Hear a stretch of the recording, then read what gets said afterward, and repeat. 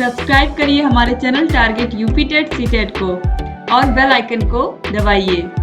Hello friends, मैं रेनू स्वागत करती हूँ आप सभी भावी अध्यापक एवं अध्यापिकाओं का आपके अपने channel target UP TET CTET में। दोस्तों, आज की इस वीडियो में हम आपके हिंदी विषय के मोस्ट इंपोर्टेंट 30 क्वेश्चंस को पढ़ने वाले हैं। सभी भाई बहनों से ये अनुरोध है कि आप लोग अधिक से अधिक वीडियो को शेयर कर दीजिए, क्योंकि अधिक से अधिक आप वीडियो को शेयर करेंगे तो जो कहीं पर भी होगा, अगर उसके पास समय होगा तो जरूर उस वीडियो को देखेगा। चाहे खासकर ऐसे लोग जो काम के साथ साथ पढ़ाई भी कर रहे हैं, जैसे कि हाउस वाइफ है, वो घर के काम के साथ साथ वो पढ़ाई भी कर रही हैं। इसी प्रकार से बहुत सारे लोग नौकरी भी करते हैं, नौकरी के साथ साथ पढ़ाई भी करते हैं। तो अगर आप लोग इन वीडियोस को देखोगे तो आपका बहुत फायदा होगा, क्योंकि ऐसे क्वेश्चंस मैं लेकर के आती हूँ जो कहीं ना कहीं एग्जाम में पूछे गए हैं और आप लोगों के लिए बहुत बहुत इंपॉर्टेंट है। दोस्तों, चलिए स्टार्ट करते हैं बिना किसी देरी के। उम्मीद करती हूँ वीडियो को आपने शेयर कर दिया होगा।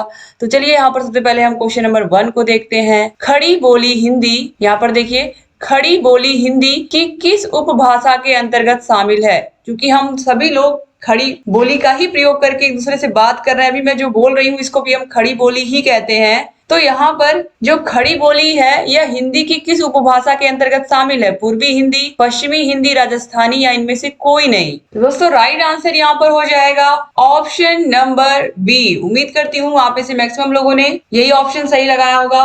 पश्चिमी हिंदी जो है ये खड़ी बोली हिंदी की उपभाषा के अंतर्गत शामिल है। ठीक है, तो अगर एग्जाम में पूछता है खड़ी बोली हिंदी की किस उपभाषा के अंतर्गत शामिल है, तो आपको समझ में आ गया होगा कि जो खड़ी बोली है वो हिंदी की पश्चिमी हिंदी उपभाषा के अंतर्गत शामिल है। इसके बाद क्वेश्चन नंबर 2 पे आते हैं। हिंदी के अतिरिक्त देवनागरी लिपि में लिखी जाने वाली भाषाएं कौन कौन सी हैं? क्योंकि आपको पता है कि जो हमारी हिंदी भाषा है, ये जो हिंदी भाषा हम लिखते हैं ये कौन सी लिपि में लिखते हैं? देवनागरी लिपि में लिखते हैं। कई बार एग्जाम में यही पूछा गया है कि जो हिंदी भाषा वो हम किस लिपि में लिखते हैं, तो देवनागरी लिपि में लिखते हैं।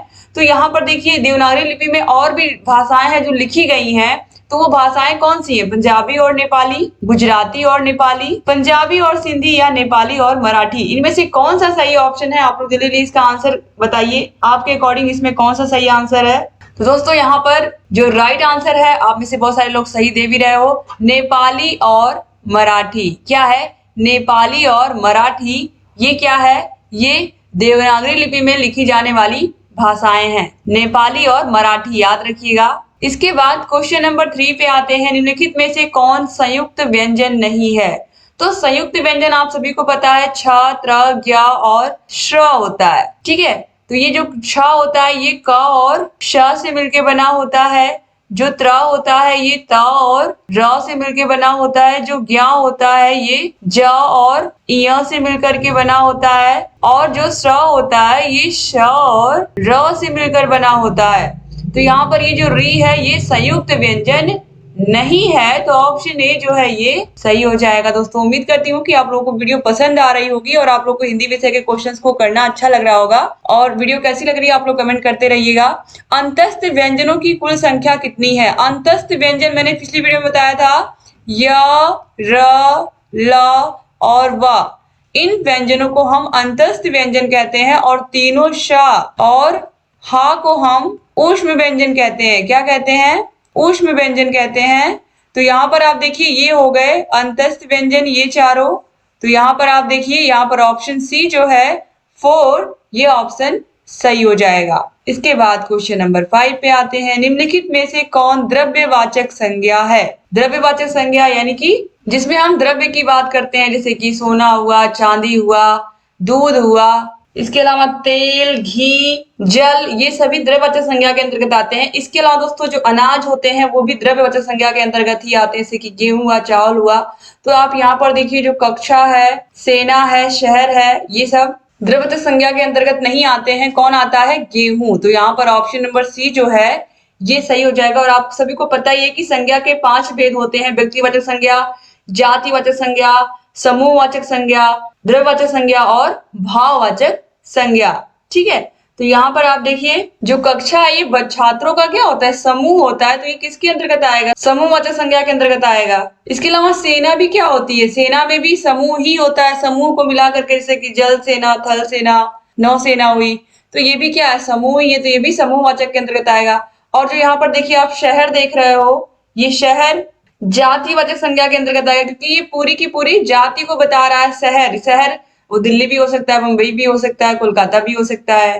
ठीक है, तो इस तरीके से ये अपनी पूरी जाति को बता रहा है, तो ये जातिवाचक संज्ञा हो गया। तो यहाँ पर ऑप्शन सी सही है दोस्तों। द्रव्यवाचक संज्ञा के अंतर्गत कौन आता है, तो यहाँ पर ऑप्शन सी गेहूं। इसके बाद क्वेश्चन नंबर 6 पे आते हैं। निम्नलिखित में से कौन भाववाचक संज्ञा है? तो भाववाचक संज्ञा की परिभाषा आपको पता ही है। जिस संज्ञा से प्राणियों और वस्तुओं के गुण, दोष, धर्म, अवस्था, भाव आदि का बोध होता है, उसे हम भाववाचक संज्ञा कहते हैं।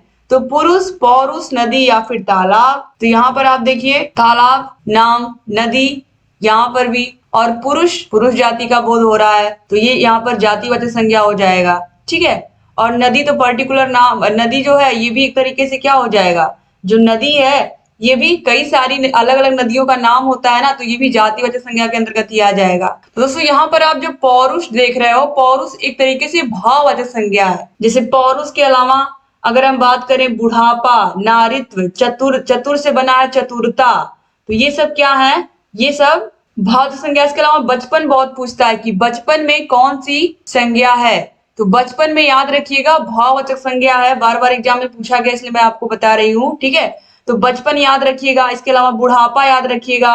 ठीक है, अच्छाई, बुराई, मिठास, ये सब आता है भाववाचक संज्ञा के अंतर्गत। तो अब आगे बढ़ते हैं, अगला क्वेश्चन देखते हैं। आप लोग वीडियो में बने रहिए और सारे क्वेश्चंस को पूरा, वीडियो को पूरा देखने के बाद ही जाया करिए, क्योंकि यहाँ पर अगर आप टाइम दे रहे हो तो आप लोग इन क्वेश्चंस को अच्छे से अगर एक बार पढ़ लोगे और कभी भी एग्जाम में ये आपके सामने क्वेश्चंस आएंगे तो ये क्वेश्चन कभी गलत नहीं होंगे आपके। तो इसलिए आप लोग वीडियो को पूरा ध्यान से देखिए दोस्तों। और अब देखिए यहाँ पर क्वेश्चन नंबर 7 पे हम लोग आ गए हैं। तुम स्वयं काम करो, इसमें स्वयं है, इसमें स्वयं क्या है, संबंधवाचक, निजवाचक, प्रश्नवाचक या फिर निश्चयवाचक सर्वनाम। यहाँ पर सर्वनाम की बात हो रही है। तो तुम स्वयं अपना काम करो, यानी कि जो व्यक्ति है उससे कहा जा रहा है कि तुम खुद अपना काम करो। और वो अगर अपना काम खुद कर रहा है तो वो खुद का काम कर रहा है, यानी कि उसका खुद का निजी काम है वो। तो ये किसके अंतर्गत आएगा, ये निजवाचक सर्वनाम के अंतर्गत आएगा। तो यहाँ पर ऑप्शन नंबर बी जो है सही हो जाएगा। जैसे कि हम अगर अपना खुद का कोई काम करते हैं, अपना काम करते हैं, तो वो क्या होता है, हम अपना काम खुद करते हैं। वही चीज की हम अपना काम स्वयं करते हैं या तुम अपना काम स्वयं करते हो, इसमें कोई डिफरेंस नहीं है। ठीक है, कोई भी अगर अपना काम स्वयं कर रहा है तो वो खुद के लिए कर रहा है, वो उस काम को खुद के लिए कर रहा है, यानी कि वो निजी काम है उसका। जैसे कि कुछ सार्वजनिक क्षेत्र होते हैं, कुछ निजी क्षेत्र होते हैं, तो इस तरीके से यहाँ पर भी हम समझ सकते हैं, जैसे निजी चीज है किसी की तो उस पर हम अपना अधिकार नहीं जमा सकते हैं, वो उसी की है क्योंकि वो उसको खुद उसने बनाया। जैसे किसी ने कोई कंपनी खुद से बनाई है। और जो सरकार की चीजें बनाई हुई होती है वो सार्वजनिक होती है, जैसे कि सार्वजनिक शौचालय है तो उसमें कोई भी जाकर के उसको यूज कर रहा है, लेकिन किसी का निजी है तो उसमें कोई नहीं घुस सकता है, वो खुद का है उसका, वो स्वयं ही उसको यूज कर रहा है। ठीक है, तो इस तरीके से यहाँ पर स्वयं मतलब जब कोई काम वो खुद अपना खुद का कोई काम कर रहा है कोई व्यक्ति, तो उसका खुद का काम है, स्वयं वो कर रहा है, तो ये निजवाचक सर्वनाम के अंतर्गत आएगा। ठीक है, उसका निजी है। इसके बाद क्वेश्चन नंबर 8 है, बाजार में कुछ नहीं मिला, इसमें कुछ क्या है, निश्चयवाचक, अनिश्चयवाचक, संबंधवाचक या फिर निजवाचक सर्वनाम। बाजार में कुछ नहीं मिला, इसमें कुछ क्या है, तो बाजार में कुछ नहीं मिला दोस्तों, कुछ नहीं यानी कि ये क्या है, अनिश्चयवाचक सर्वनाम है, क्योंकि इसमें कुछ नहीं मिला कि पर्टिकुलर कोई एक सामान हम खरीदने नहीं गए थे, हम कई सारा सामान खरीदने गए थे, इसीलिए यहाँ पर हम किसका प्रयोग कर रहे हैं, निश्चयवाचक की जगह किसका प्रयोग कर रहे हैं, अनिश्चयवाचक सर्वनाम का प्रयोग हम कर रहे हैं। ठीक है, तो यहाँ पर ऑप्शन नंबर बी जो है ये सही हो जाएगा। इसके बाद क्वेश्चन नंबर 9 पे आते हैं, वह नहीं दौड़ता है, इसका भाववाच्य में रूपांतरण होगा। वह नहीं दौड़ता है तो उसके द्वारा दौड़ा नहीं जाता है, उससे दौड़ा नहीं जाता है, उसे दौड़ना नहीं आता है या उसके द्वारा दौड़ा नहीं गया है। वह नहीं दौड़ता है दोस्तों, जब इसको हम भाववाच्य में कन्वर्ट करेंगे तो ये हो जाएगा उससे दौड़ा नहीं जाता है। जैसे कि वह चल नहीं पाता है तो उससे चला नहीं जाता है, वो खा नहीं पाता है तो उससे खाया नहीं जाता है। ठीक है, इस तरीके का इसमें होता है भाववाच्य में, तो उससे दौड़ा नहीं जाता है। इसके बाद क्वेश्चन नंबर 10 पे आते हैं, अब मुझसे चला नहीं जा रहा, यह वाक्य किस वाच्य में है, अब मुझसे चला नहीं जा रहा, कर्तृवाच्य में, कर्मवाच्य में, भाववाच्य में या इनमें से कोई नहीं। तो मुझसे चला नहीं जा रहा या मुझसे चला नहीं जाता, मुझसे खाया नहीं जाता, तो इसमें क्या आ रहा है, इसमें भाव आ रहा है, तो इसमें क्या हो जाएगा, भाववाचक संज्ञा हो जाएगी। तो ऑप्शन सी जो है यहाँ पर ये क्या हो जाएगा, सही हो जाएगा। चलिए अब आगे बढ़ते हैं क्वेश्चन नंबर 11 की तरफ। उम्मीद करती हूँ वीडियो आप लोगों को अच्छी लग रही होगी। इसके बाद क्वेश्चन नंबर 11 पे आते हैं, मेरे लिए 2 किलो घी खरीद कर लेते आना। इसमें 2 किलो क्या है, 2 किलो क्या है, 2 किलो 2 kg की बात हो रही है। तो अनिश्चित परिमाण बोधक विशेषण, निश्चित परिमाण बोधक विशेषण, गणनावाचक विशेषण या क्रमवाचक विशेषण। तो यहाँ पर आप ध्यान से देखिएगा इस सेंटेंस को, मेरे लिए 2 किलो खरीद कर ले आना, 2 किलो घी, 2 किलो यहाँ पर पूरा का पूरा जो उसका परिमाण है वो क्या है, निश्चित है। क्वांटिटी क्या बता दी गई है कि हाँ घी कितना चाहिए, 2 किलो चाहिए, यानी कि यहाँ पर क्लियर बता दिया गया। तो ये क्या हो गया, निश्चित हो गया ना, ये एक प्रकार से निश्चित हो गया कि हाँ घी कितना चाहिए, 2 किलो चाहिए। तो निश्चित परिमाण बता रहा है ये ना कि 2 किलो चाहिए। अगर यहाँ पर 2 किलो सिर्फ ये लिखा होता कि मेरे लिए घी खरीद कर लेते आना, तो यहाँ पर क्या सही होता, अनिश्चित परिमाण बोधक, यानी कि कुछ भी ले आना, 1 किलो ले आना, 2 किलो, 4 किलो, 5 किलो, कुछ भी ले आना। लेकिन यहाँ पर क्लियर बता दिया गया है कि कितना घी लाना है, सिर्फ और सिर्फ 2 किलो लाना है। तो यहाँ पर निश्चित परिमाण बता दिया गया है, तो ये क्या हो जाएगा, निश्चित परिमाण बोधक विशेषण। तो ऑप्शन नंबर बी जो है ये सही हो जाएगा। अब देखिए फिर इसी तरीके का क्वेश्चन है, उसका घर बहुत दूर है, उसका घर बहुत दूर है। इसमें बहुत दूर क्या है, अनिश्चित परिमाण बोधक विशेषण, निश्चित परिमाण बोधक विशेषण, गणनावाचक विशेषण या क्रमवाचक विशेषण। अब उसका घर बहुत दूर है, यहाँ पर अगर ये लिखा होता इसकी जगह पर उसका घर 10 किलोमीटर दूर है, उसका घर 20 किलोमीटर दूर है, या उसका घर 50 किलोमीटर दूर है, कुछ इस तरीके का लिखा होता तो ये क्या होता, ये निश्चित बताता ना कि हाँ उसका घर इतना दूर है। लेकिन यहाँ पर कुछ ना लिख करके यहाँ पर लिखा है बहुत दूर, तो बहुत दूर का मतलब तो कुछ भी हो सकता है ना, वो तो कुछ भी हो सकता है बहुत दूर, तो यानी कि निश्चित नहीं है। तो अगर 10, 20, 30 दिया होता तो हम क्या लगाते, निश्चित लगाते कि हाँ इतना दूर है। लेकिन यहाँ पर क्या कहा, बहुत दूर है, इसका मतलब ये अनिश्चित है, कितना दूर है कुछ पता नहीं है हमको, तो ये अनिश्चित परिमाण बोधक विशेषण हो जाएगा। तो ऑप्शन ए जो है ये सही हो जाएगा। अब क्वेश्चन नंबर 13 पे आते हैं, दीर्घायु हो किस प्रकार का विस्मयादि बोधक अव्यय है, विस्मय बोधक, हर्ष बोधक, संबंध बोधक या फिर आशीर्वाद बोधक। तो यहाँ पर जब हम किसी को कहते हैं दीर्घायु हो, इस तरीके का, खुश रहो, तो इसमें हम क्या कहते हैं, इसमें हम उसको आशीर्वाद दे रहे हैं ना उस व्यक्ति को। तो यहाँ पर जो ऑप्शन नंबर डी जो है आशीर्वाद बोधक, ये सही हो जाएगा। ठीक है, ये आशीर्वाद बोधक विस्मयादि बोधक अव्यय के अंतर्गत आएगा। इसके बाद क्वेश्चन नंबर 14 पे आते हैं, पश्चात, जो पश्चात होता है कौन सा संबंध बोधक अव्यय है, हेतुवाचक, विषयवाचक, कालवाचक या दिशावाचक। तो पश्चात का मतलब क्या होता है, बाद में होता है। जैसे कि खाना खाने के पश्चात हम मूवी देखने गए या पिक्चर देखने गए, तो खाना खाने के बाद, पश्चात का मतलब क्या होता है, बाद में होता है। तो ये एक तरीके से समय की ही बात हो रही है यहाँ पर ना, कि ये काम करने के बाद हम ये काम करेंगे, इस काम को करने के पश्चात हम ये काम करेंगे। तो इस तरीके से सुबह उठने के बाद हम योगा करेंगे, सुबह उठने के पश्चात हम योगा करेंगे। तो यहाँ पर पश्चात मतलब बाद में, और बाद में जो होता है यानी कि ये क्या बता रहा है, समय की बात यहाँ पर हो रही है, और जहां पर समय की बात होगी वहां पर क्या आएगा, काल, भविष्य काल, वर्तमान काल, भूतकाल। ठीक है, तो इस तरीके से यहाँ पर जो अव्यय है वो क्या है, कालवाचक, किसी काम को करने के बाद हम ये काम करेंगे। तो जो पश्चात है ये क्या है, कालवाचक अव्यय है। इसके बाद क्वेश्चन नंबर 15 पे आते हैं, मतैक्य में किस प्रकार की संधि है, बहुत इंपॉर्टेंट है, मतैक्य में किस प्रकार की संधि है। दोस्तों यहाँ पर देखिए, मतैक्य का जब हम संधि विच्छेद करेंगे तो ये हो जाएगा, मतैक्य में मत धन ऐक्य।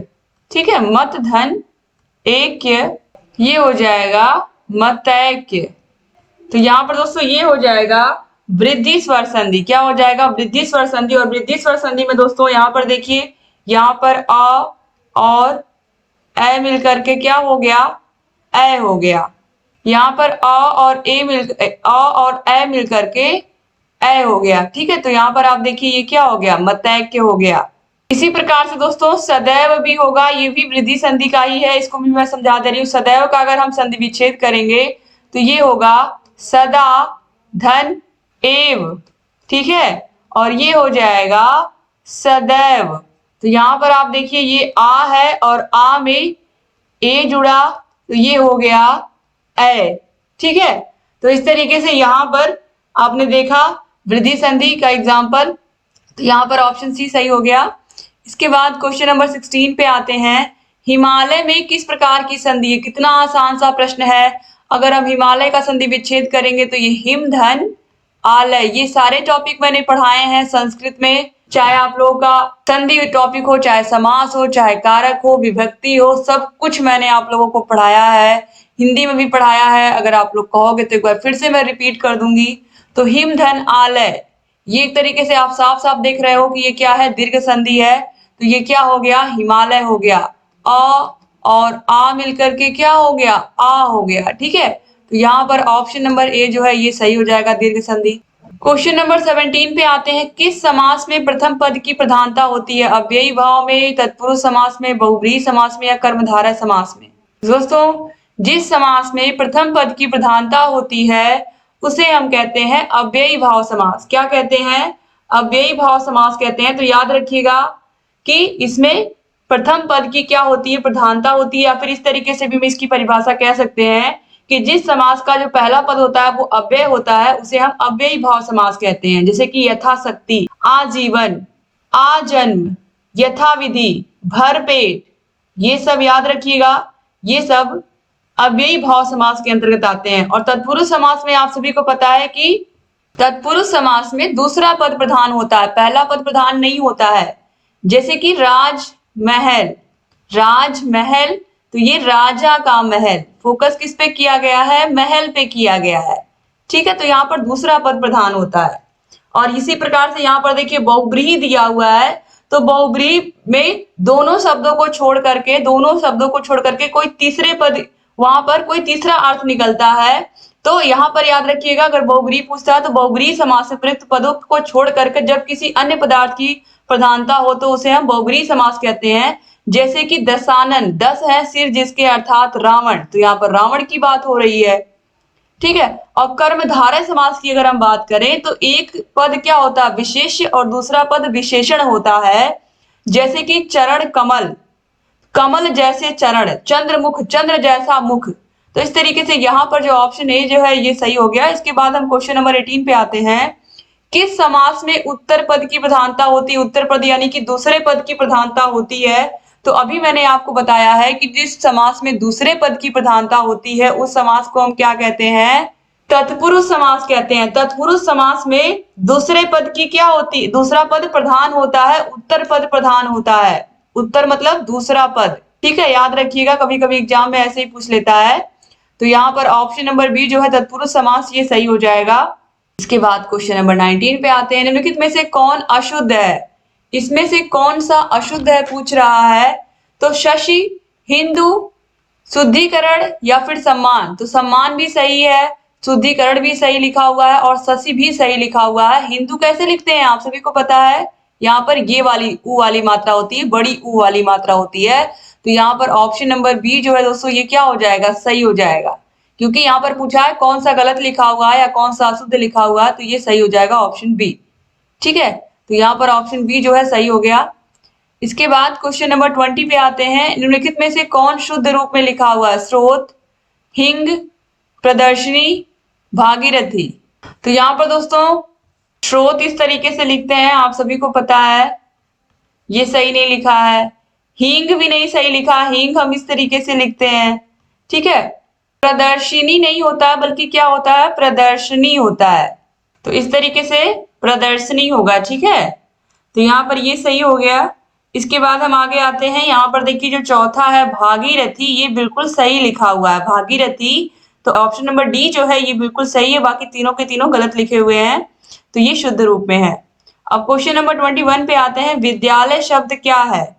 विद्या का आलय, यानी कि विद्या का घर। तो विद्यालय दो शब्दों से मिलकर के बना हुआ है, विद्या और आलय। तो यहाँ पर ये दोनों ही अर्थ दे रहे हैं, विद्या मतलब ज्ञान, आलय मतलब घर। तो यहाँ पर ये क्या हो जाएगा, यौगिक शब्द हो जाएगा, क्योंकि दोनों ही अपना अलग अलग तोड़ने पर भी, ये शब्द तोड़ने पर भी क्या दे रहा है, अलग अलग अपना एक अर्थ दे रहा है। तो इसीलिए ऑप्शन नंबर बी जो है यौगिक, ये सही हो जाएगा। अब क्वेश्चन नंबर 22 पे आते हैं। जलज किस प्रकार का शब्द है? योग रूढ़, यौगिक, रूढ़ या फिर इनमें से कोई नहीं। तो जलज का मतलब होता है दोस्तों जल में उत्पन्न हुआ, जल में उत्पन्न हुआ, अर्थात हम बात कर रहे हैं कमल की। किसकी बात कर रहे हैं? कमल की। तो जलज को देख करके अगर आपको इसका अर्थ नहीं पता तो आप नहीं समझ पाओगे कि इसका अर्थ क्या कहा जा रहा है। जलज मतलब कमल है। तो यहाँ पर ये जो पूरा का पूरा शब्द है ये एक तीसरा अर्थ दे रहा है और इसी वजह से ये क्या है? योग रूढ़ है। ऑप्शन नंबर ए जो है योग रूढ़, ये सही हो जाएगा। अगर आपको रूढ़, योग रूढ़, यौगिक में कंफ्यूजन है तो इसको अलग से चैप्टर में मैं पढ़ा दूंगी अगर आप लोग कहोगे तो। बहुत ही आसान सा है ये। तो यहाँ पर दोस्तों आगे बढ़ते हैं अब हम क्वेश्चन नंबर 23 पे। संग्राम में उपसर्ग बताइए। संग्राम शब्द में कौन सा उपसर्ग है? उपसर्ग आगे लगता है और प्रत्यय पीछे लगता है, ये मैंने बहुत बार आप लोगों को बताया है। तो दोस्तों संग्राम में सम उपसर्ग है, ऑप्शन नंबर बी जो है सही हो जाएगा। इसके अलावा संस्कार में भी सम उपसर्ग है, ठीक है। सम्मान में भी सम उपसर्ग है, याद रखिएगा। ये सब ऐसे क्वेश्चन है जो बार बार एग्जाम में पूछे गए हैं। इसके बाद क्वेश्चन नंबर 24 पे आते हैं। प्रागैतिहासिक में किस उपसर्ग का प्रयोग किया गया है? बहुत इंपॉर्टेंट क्वेश्चन है दोस्तों, प्रागैतिहासिक, ठीक है। तो यहाँ पर अगर हम इसके उपसर्ग की बात करें तो उपसर्ग आगे ही लगता है। प्रागैतिहासिक यानी कि इसमें लगा हुआ है प्राक उपसर्ग। प्राक उपसर्ग लगा हुआ है तो ऑप्शन नंबर बी आप देखते ही सही लगा दोगे। तो इस तरीके से उम्मीद करती हूँ कि वीडियो आप लोगों को अच्छी लग रही होगी और आपको वीडियो समझ भी आ रहा होगा। और आप लोग ऐसे ही दोस्तों चैनल से बने रहा करिए और जितनी भी वीडियोस मैं लेकर के आती हूँ उनको आप देखा करिए। अगर आप वाकई में अपने जीवन में जो आपने सपना देखा उसको अगर आप पूरा करना चाहते हो तो ये बहुत जरूरी है कि इन क्वेश्चंस को आप ध्यान से पढ़ो। इसके बाद क्वेश्चन नंबर 25 पे आते हैं। ईश्वर करे तुम्हारा जीवन सुखमय हो। ईश्वर करे तुम्हारा जो जीवन है वो सुखमय हो, इसमें क्या कहा जा रहा है? ये किस प्रकार का वाक्य है? संकेतवाचक, संदेशवाचक, इच्छावाचक या विधिवाचक? तो यहाँ पर ईश्वर करे तुम्हारा जीवन सफल हो, अगर आपसे ये कोई बोल रहा है तो उसकी मन की इच्छा निकल रही है बाहर, ठीक है। यानी कि ये किस प्रकार का वाक्य है? इच्छावाचक वाक्य है। इसमें कोई अपनी इच्छा प्रकट कर रहा है कि आपका जो जीवन है वो सुखमय हो। तो यहाँ पर ऑप्शन सी जो है सही हो जाएगा। इसके बाद क्वेश्चन नंबर 26 पे आते हैं। निम्नलिखित में से संयुक्त वाक्य का चयन कीजिए। जो परिश्रम करता है वही आगे बढ़ता है। क्या मेरे बिना वह पढ़ नहीं सकता? मैं पढ़ता हूँ और वह गाता है। परिश्रमी व्यक्ति ही सफलता प्राप्त करता है। तो संयुक्त वाक्य का मतलब है कि दो वाक्यों को हम आपस में जोड़ रहे हैं और के माध्यम से। तो यहाँ पर आप देखिए, मैं पढ़ता हूँ और वह गाता है, ये क्या हो गया? संयुक्त वाक्य हो गया। तो ऑप्शन नंबर सी जो है दोस्तों ये क्या हो जाएगा? सही हो जाएगा।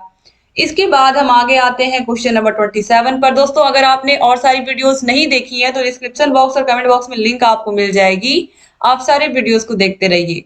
अब क्वेश्चन नंबर 27 है। जब संयुक्त वाक्यों के प्रधान वाक्यों में परस्पर विशेष संबंध नहीं रहता तब किस विराम चिन्ह का प्रयोग होता है? जब संयुक्त वाक्यों के प्रधान वाक्यों में परस्पर विशेष संबंध नहीं रहता है तो हम किस विराम चिन्ह का प्रयोग करते हैं? अर्ध विराम का, अल्प विराम का, पूर्ण विराम का या अवतरण चिन्ह का? दोस्तों यहाँ पर हम प्रयोग करते हैं अर्ध विराम चिन्ह का। जैसे कि सोना बहुमूल्य धातु है पर लोहे का भी कम महत्व नहीं है, ठीक है। तो इस तरीके से अल्प विराम का प्रयोग हम कैसे करेंगे आप देख लीजिए। इस तरीके से सोना, यहाँ पर मैं लिख दे रही हूं, सोना बहुमूल्य धातु है। हम सभी को पता है सोना बहुत कीमती है, सोना बहुत बहुमूल्य धातु है। अब यहाँ पर हम अर्ध विराम का प्रयोग कर रहे हैं। पर लोहे का भी कम महत्व नहीं है, पर लोहे का भी कम महत्व नहीं है। तो ये पूरा का पूरा सेंटेंस कंप्लीट हो गया। तो यहाँ पर हमने अर्ध विराम का प्रयोग किया, यहाँ पर एक बिंदु और एक कॉमा। तो यहाँ पर ऑप्शन नंबर ए जो है सही हो जाएगा। इसके बाद क्वेश्चन नंबर 28 पे आते हैं। निम्नलिखित में से किसे लाघव चिन्ह भी कहा जाता है? विवरण चिन्ह, समास चिन्ह, कोष्टक चिन्ह या संक्षेप सूचक चिन्ह? तो दोस्तों लाघव चिन्ह का मतलब जैसे कि अगर हमें डॉक्टर लिखना है, ठीक है, डॉक्टर लिखना है तो हम डॉक्टर पूरा ना लिख करके इस तरीके से यहाँ पर एक बिंदु लगा देंगे। जैसे दिनांक को इस तरीके से दी लिख करके फिर इसके बाद यहाँ पर हमने लाघव चिन्ह का प्रयोग कर दिया, संक्षेप सूचक चिन्ह का प्रयोग कर दिया, ठीक है। इसी प्रकार रुपए को अगर हम लिखते हैं तो रुपए को भी पूरा ना लिख करके हम इस तरीके से लिख देते, तो इसे हम लाघव चिन्ह कहते हैं या फिर संक्षेप सूचक चिन्ह कहते हैं। ये बहुत इंपॉर्टेंट है, याद रखिएगा।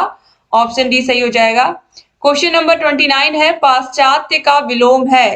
अपाश्चात्य, परोक्ष, पूर्वी या इनमें से कोई नहीं। तो पाश्चात्य का विलोम क्या होगा? पाश्चात्य। दोस्तों पाश्चात्य का अगर हम विलोम बात करें तो ये राइट आंसर यहाँ पर हो जाएगा ऑप्शन नंबर सी, पूर्वीय। पाश्चात्य का विलोम क्या हो जाएगा? पूर्वीय। और प्रत्यक्ष का क्या होता है? परोक्ष होता है। इसके बाद आगे बढ़ते हैं लास्ट क्वेश्चन पर। उम्मीद करती हूँ पूरा सेशन आप लोगों को मजा आया होगा पढ़ करके। अब देखते हैं क्वेश्चन नंबर 30। मानव का विलोम क्या होगा? दानव, ईश्वर, अमानव या फिर पशु? मानव का विलोम क्या होगा आप लोग के अकॉर्डिंग? बहुत ही आसान सा प्रश्न है और आप सभी लोग इसका सही आंसर भी कर रहे हो। दानव क्या हो जाएगा? ऑप्शन नंबर ए, मानव का विलोम दानव। ठीक है, या दैत्य भी कह सकते हैं। तो इस तरीके से टॉप 30 क्वेश्चंस आज फिर आप लोगों ने कंप्लीट कर लिया। उम्मीद करती हूँ कि आप लोगों को मजा आया होगा वीडियो को पूरा सॉल्व करके, सारे के सारे क्वेश्चंस को अच्छे से, सारे के सारे क्वेश्चंस का आंसर बता करके। और अगर अभी तक आपने हमारे चैनल को सब्सक्राइब नहीं किया तो प्लीज सब्सक्राइब कर लीजिए, ताकि जो भी नई वीडियोस हम बनाते हैं, आपके लिए इतनी मेहनत करते हैं, वो आप तक पहुंचे और आप उसका लाभ ले पाए। यहाँ पर जितने भी क्वेश्चंस मैं कराती हूँ वो कहीं ना कहीं एग्जाम में पूछे हुए होते हैं, जो आपके लिए बहुत ही महत्वपूर्ण है। तो thank you so much video को पूरा देखने के लिए दोस्तों, और ऐसे चैनल से बने रहिए। आपको अगर अपने सपने पूरे करने हैं, जो आपने देखे हैं, आपके माता पिता ने आपके लिए देखे हैं, तो उसके लिए आपको मेहनत करनी पड़ेगी। और यहाँ पर हम आपको सही गाइडेंस भी देते हैं पढ़ाई के साथ साथ। तो अगर आप चैनल से बने रहोगे तो आपको यहाँ पर बहुत कुछ सीखने को मिलेगा। तो उम्मीद करती हूँ कि आप लोगों को मजा आया होगा वीडियो को पूरा देख करके। अगर अच्छा लगा है तो वीडियो को लाइक करके जाइएगा और इसको जरूर अपने कॉलेज फ्रेंड्स को एक बार फिर से शेयर कर दीजिएगा, ताकि जो लोग क्लास में नहीं जुड़ पाए हैं वो बाद में भी इस वीडियो को देख करके लाभ प्राप्त कर पाए। तो थैंक यू सो मच दोस्तों चैनल से बने रहने के लिए और वीडियो को पूरा देखने के लिए। सारे के सारे विषयों के वीडियोस के लिंक आपको डिस्क्रिप्शन बॉक्स, कमेंट बॉक्स में मिल जाएगी।